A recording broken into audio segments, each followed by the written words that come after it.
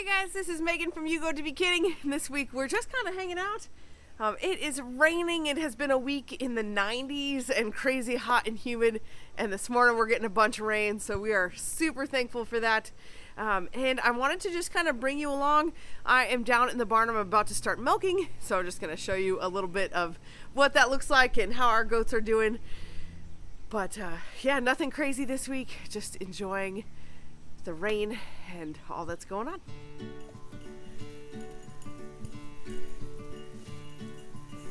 Good morning, ladies. All right, Esther's taking care of chores. These are round 2 of our meatballs. They are getting big. They're just about ready to go out on pasture. We need to make sure they get out there.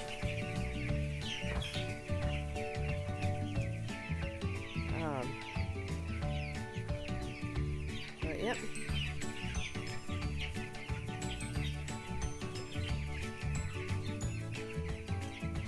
Oh, put it over there. Yeah.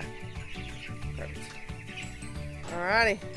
Look at them. Now we still have these 4 laying hens. They are getting pretty big. We had tried to introduce them to the big hens, and unfortunately the big hens actually, they didn't kill one, but they injured one where she had to be put down, which is really sad. So these 4 have been hanging out in the barn here. I have got to figure out a better way to transition them into the main flock. If you have tried and true method on how to do that, I'd love to hear your tips and tricks. We tried it the other day and it did not go well. So these guys are bigger, but they're hanging out in here for now. Cedar's first, and she knows it. I love that the goats know whose turn it is. They're so cute. Nobody else is trying to get in right now, but Cedar knows she's up first and she knows to come to me. Hello, sweet girl. Tansy's checking out. Cedar, show off your skills. She has figured out that if she jumps on the door, she can sometimes get it to pop open. Now, thankfully, she hasn't figured out how to do it for real. And she is somewhat tolerating the dog, who thinks she's a goat and is eating chaff hay. But it's probably good for her. I don't know. I don't understand why she wants to eat it. How come you're not jumping up there? I was going to show you her jumping up there. She knows. She's just waiting for me. You are too smart for your own good. Huh, girl? Come on, do it. Oh, don't hit the dog. Ooh. This is the closest they've been to each other without Cedar being mad.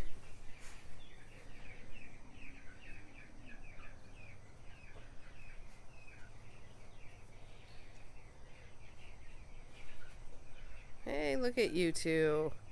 Good job. All right. Are you ready to get in there? Okay. Is her food ready, Caleb? Cedar's.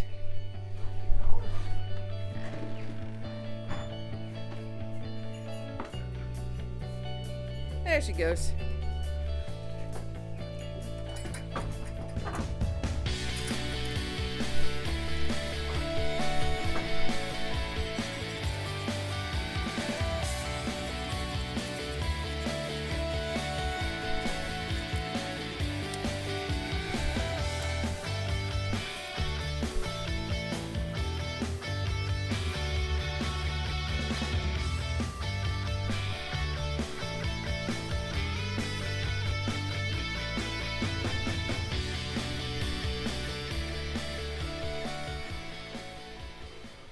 Finished up chores and the kids are headed up the hill. Our goats are out front for right now, and we still rotate them every other day, every maybe third day, and that has been working really well for their health, and I think the mineral buffet is helping with them too.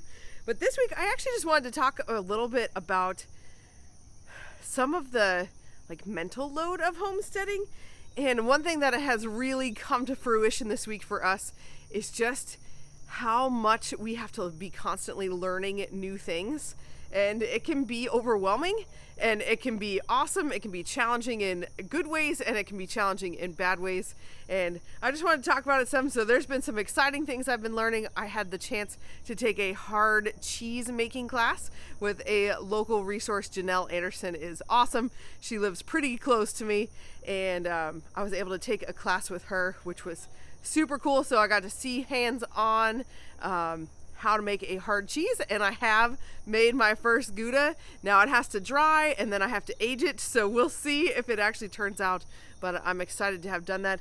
But man, learning a new skill is hard. It takes so much focus. It took me all day in the kitchen, just reading the steps, doing the next thing. Now when I get better at it, it's not going to be that hard, but the first time, man, it just takes up a lot of mental space to do that. And the same week, our garden is starting to come in. We're getting cucumbers and jalapenos, and so trying to figure out how to preserve those. I made some fridge pickles. Those were a little bit easier. I have done something like that before, so they weren't too bad. And I tried my hand at ferment. I'm going to ferment some jalapenos, make a jalapeno paste. And so that I'm reading a book about fermenting. I've never fermented anything on my own. I do maintain a sourdough starter, so I'm a little bit familiar with that, and I try to keep clabber going too, but this is new and just like it's all the unknown. So it's on my counter, it's started, but that was the easy part. Now it's supposed to sit for 3 weeks and then test it. And just that, like, not knowing of, did I do it right? Is it doing what it's supposed to do? That's just another mental weight. And I think that sometimes we can make the homesteading life look so ideal. We have these baby animals and we have all this milk, or even the picture of my hard cheeses I shared on Instagram this week. And a lot of people just said that was awesome. I'm so thankful for the encouragement. It's so kind. But also, like, I mean, I have no idea. I just have no idea if it's even any good. So it's just one of those things. The other thing that's been happening this week is we have a couple friends that are having some animal health issues on their farm, and we're kind of messing with something. Wisteria's udder has something going on with it. I had mentioned last week that I thought maybe she got bit by a snake, and that still seemed the most likely, but now she's kind of popping up some other spots that don't look very good. She's healing up in one spot really nicely and then coming out with something else. So I don't know what's going on with her. I've been trying to read my Go books and learn more about her and what's going on. The milk supply is up and down and all around, and there's just always something new. As soon as you feel like you get a handle on one thing, there's something else to learn. So I don't know. I guess I just wanted to say, if you are not a fan of learning new things and reading books and making mistakes, trying something new, then homesteading might not be for you. We are constantly trying things and learning things, and the learning curve can be really steep. We try to do our very best with our animals to be prepared before we get them, but man, you can't know it all. You can't possibly know all the different situations, all the iterations with your animals. And so stuff happens. So, yeah, I don't know. That was what was on my heart this week, was just about how much of this lifestyle is learning new skills and being willing to push those boundaries. If I don't learn how to make cheese, then so much of my milk goes to waste, or it's just not being used as well as it could be. If I don't learn how to preserve things from the garden, then my produce is wasted, and growing it or raising it is only a tiny piece of the battle. The next step is learning how to cook with it and manage that. And it can feel really overwhelming, but it also can be really rewarding. So I just wanted to encourage you that if you are feeling overwhelmed, there is hope. Maybe pare down until you're just learning 1 or 2 hard things at a time, but also to just keep going. Try again, be willing to fail, and try it again. You can't get better if you don't keep trying. So with food, it's actually a lot easier than it is with animals, but it's always worth it to keep going. So that's what I've got for this week. I do have one more story I'm going to tell you, because I wasn't going to mention it. It happened last week, but I think I want to share. So we've got something kind of crazy that happened last week, and I'm going to show you the star, villain, hero. Give me just a minute. Hey, pup. So this is River. She is our Karakachan puppy. She's not really a puppy. She is 3. Can you get yourself in the camera? There we go.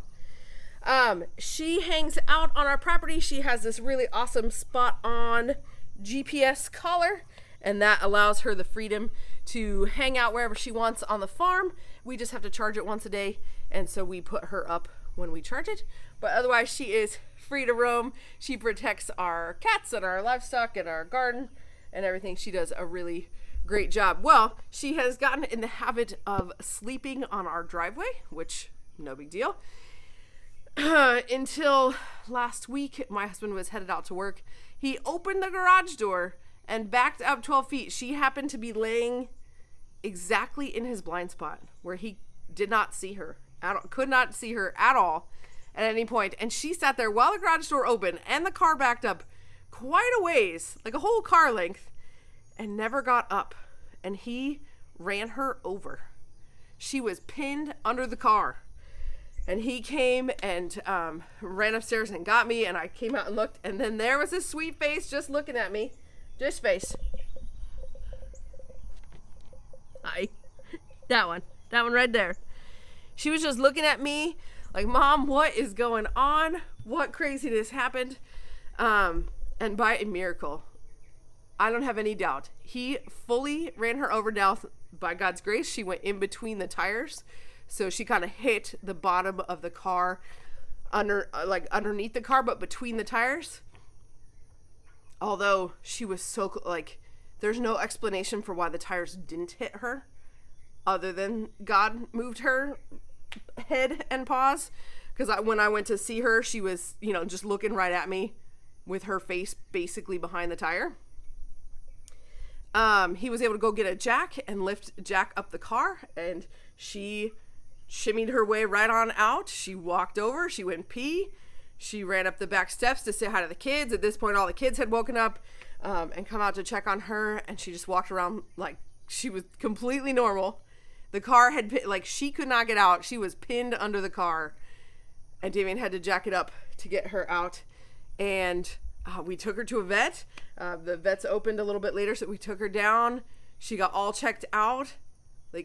She literally is 100% fine. She had a tiny scratch on one of her eyebrows and a tiny scratch under her chin because she had been pinned to the driveway. And that's it. And there is no reasonable explanation for that being possible. And we are so thankful. Just all day I would see her and look at her and just say, thank you, Lord. What a gift. What a gift. And I know it doesn't always work out that way. But it was definitely a miracle with her last week, and we are so thankful that she is all good to go. And a huge plus is now she actually acts afraid of the cars and actually, gets out of the way when they turn on. I don't know what was up with her before. Silly girl that she just laid there. She's just very trusting. So anyway, that's really all I have for this video. Just encourage you to try something new. Get out there. Even if you don't have a homestead, try something in the kitchen or go out and learn a new skill or something. It can be really rewarding to learn something new. God made us to work. He put us in a garden. I have a shirt by Dirt and Devotion that says life began in a garden. And it's so true. God put us in a garden to work the garden before man ever sinned or got in trouble. Work was not the punishment. Work just got harder. Anyway, I know that I find a lot of satisfaction in working and working hard and learning something new. And so I just wanted to encourage you. That's what this week has felt like. Work and a hard thing, but it's been good too. So anyway, we hope that you are enjoying your week, and we'll see you next time. Thanks so much for watching.